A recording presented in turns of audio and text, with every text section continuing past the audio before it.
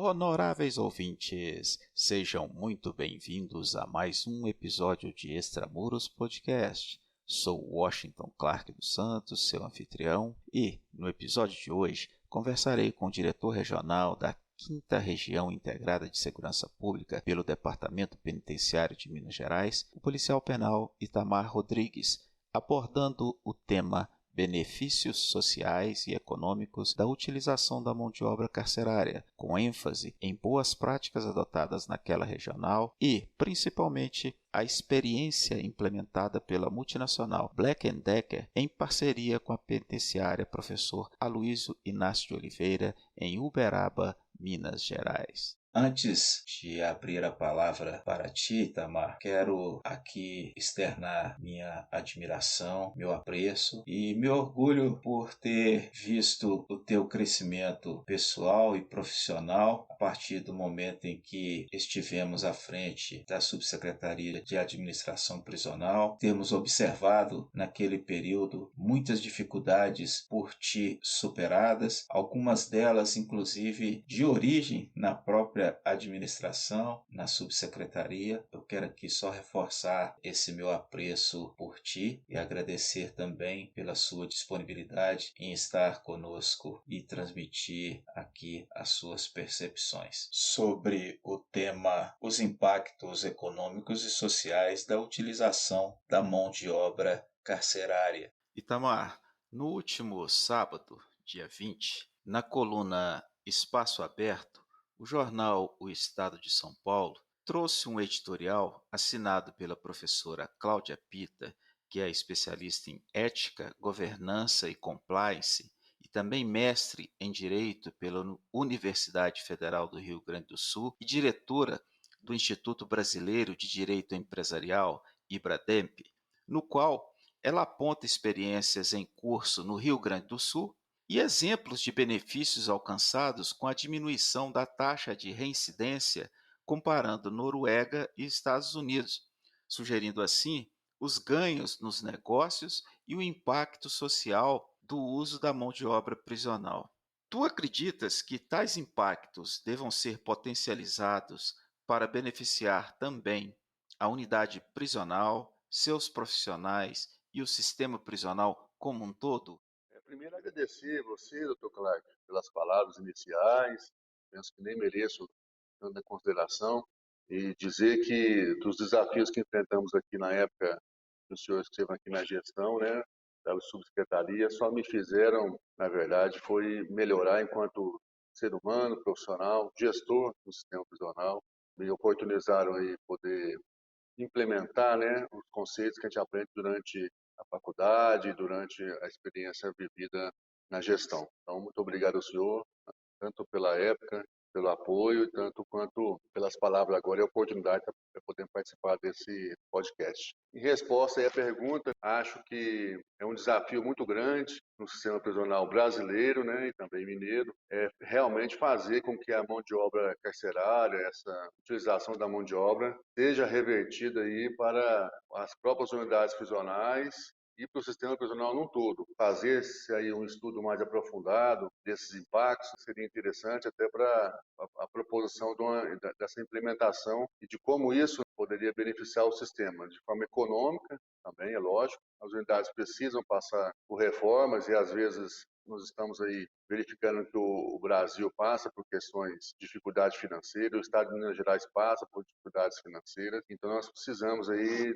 de ideias inovadoras para melhorar aí o ambiente carcerário, para melhorar aí a estrutura carcerária e, acima de tudo, também melhorar a questão social de convivência entre os internos, os policiais penais, entre os internos e as famílias. Então, eu acho que a mão de obra carcerária, aí, a utilização dessa mão de obra e a experiência que eu tenho com a utilização dela, né, e a implementação dela aqui em Uberaba, quando estive diretor lá na penitenciária, só me faz acreditar que é possível, né, utilizá-las sim para o benefício da própria unidade prisional e me faz acreditar que é o caminho certo também para a melhoria do interno quando estiver sob a custódia do Estado. Pela sua vivência na regional, tu entendes que há predisposição do empresariado de sua regional implementar unidades fabris no interior da penitenciária Professor Aloysio Inácio de Oliveira e nas demais unidades prisionais da regional?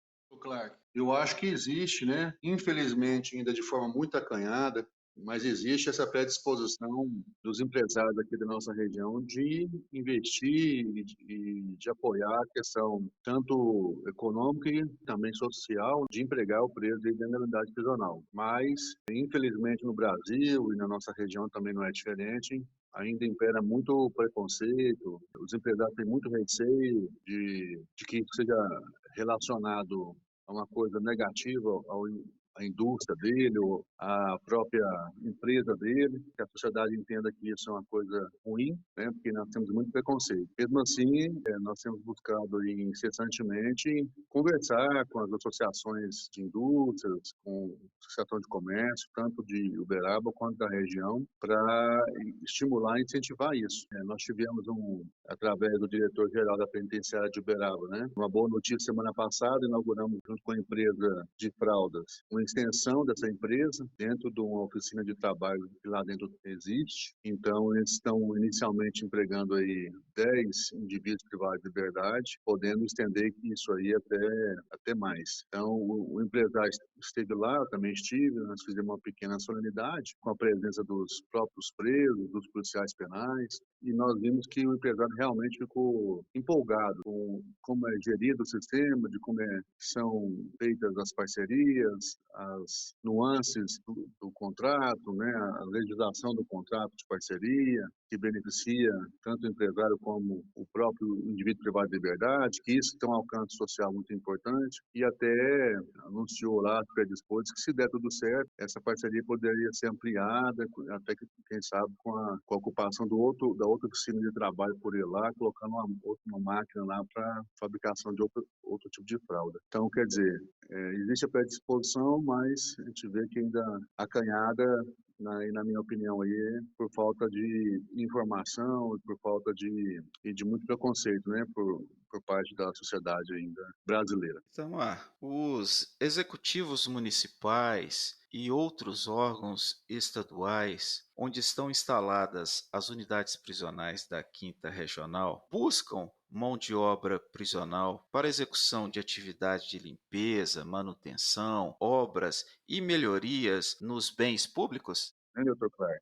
Na nossa região, nós estamos em constantes reuniões aí com os gestores do Poder Executivo e temos a felicidade, sim, de estarem utilizando aí a mão de obra carcerária e melhorando o ambiente público, o atendimento ao público, e demonstrando, né, que vale a pena o investimento, que nós temos que fazer esse pessoal aí está trabalhando e melhorando o ambiente dos órgãos públicos, renovando os ambientes dos órgãos públicos, para uma melhor prestação de serviço e uma devolução melhor aí para a sociedade da nossa função, das nossas atribuições. Tratando-se especificamente da abordagem que nós batizamos o episódio, como se deu a parceria com a Black Decker? A iniciativa foi da empresa? Referente à parceria com a Black Decker, né, a multinacional Black Decker, a iniciativa aí da parceria foi mútua, porque nós estávamos em reunião aqui na prefeitura com a Associação das Indústrias de Uberaba, falando lá com o prefeito na época sobre a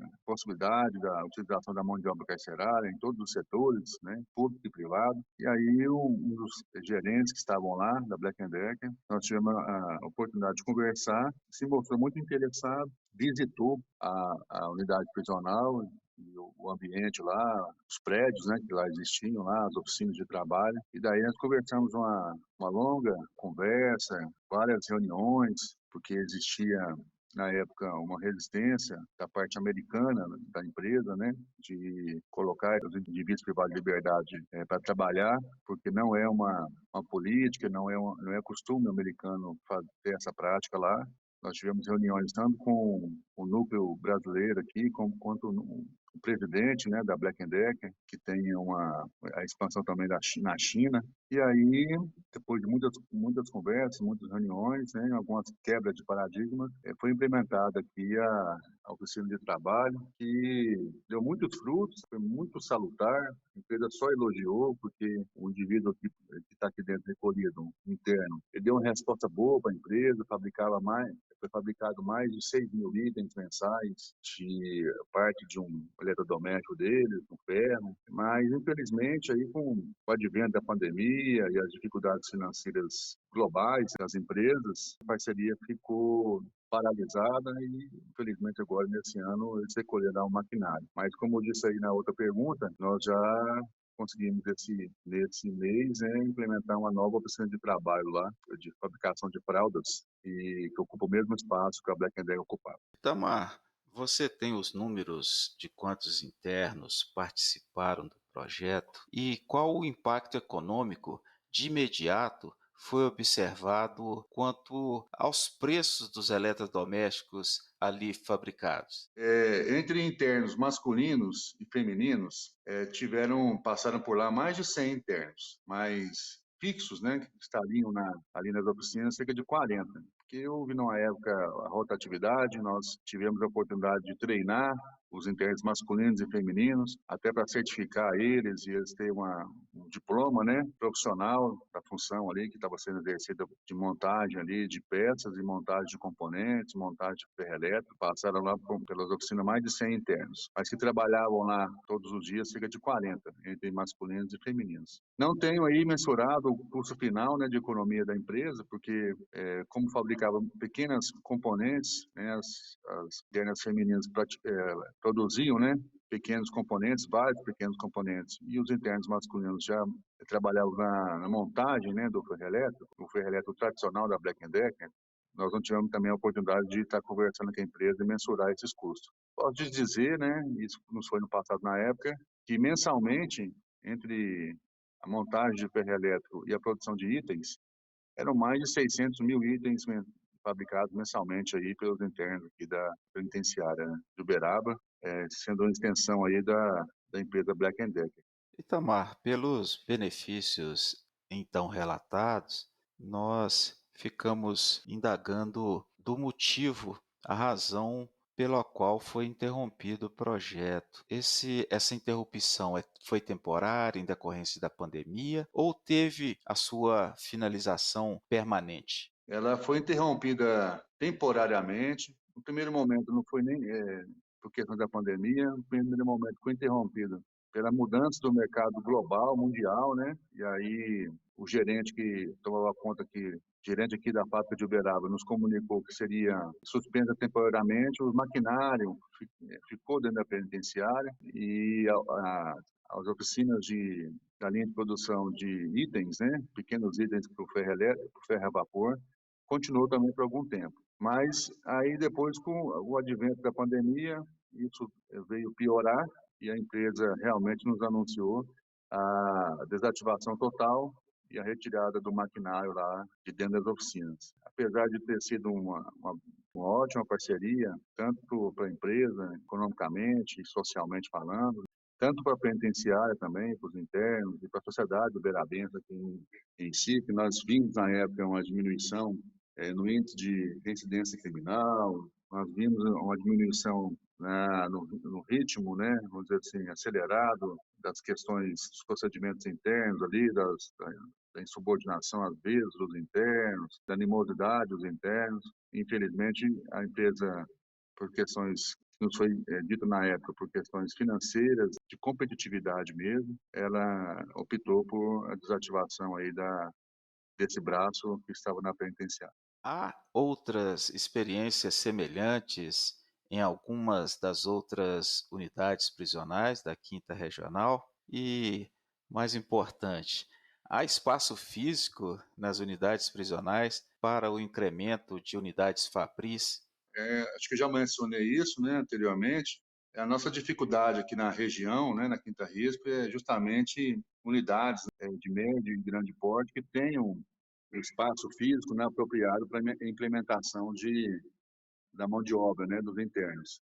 Existe uma experiência muito exitosa no presídio de Araxá, existiu e existe, na fabricação de mudas para replantio. Experiência muito exitosa, mas que funciona num terreno do lado, não é um terreno propriamente do presídio, né? Então é difícil. A unidade realmente estruturada, preparada para receber uma empresa assim de grande porte é a penitenciária de Uberaba. Tanto que ela já teve várias parcerias importantes. Poderia citar aqui a parceria da fábrica de tijolo, chama Tijox, teve a fábrica de botina, Cadete.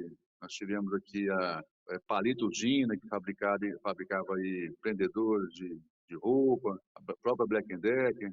Então é porque realmente a unidade é estruturada para esse tipo de atividade. Tamar, embora eu tenha sido bastante insistente na busca do contato com representantes da empresa, até o presente momento eu não obtive êxito, razão pela qual eu pergunto se a ti foi relatado a impressão deles acerca da avaliação dos resultados desse projeto. Olha, doutor Clark, foi sim, viu?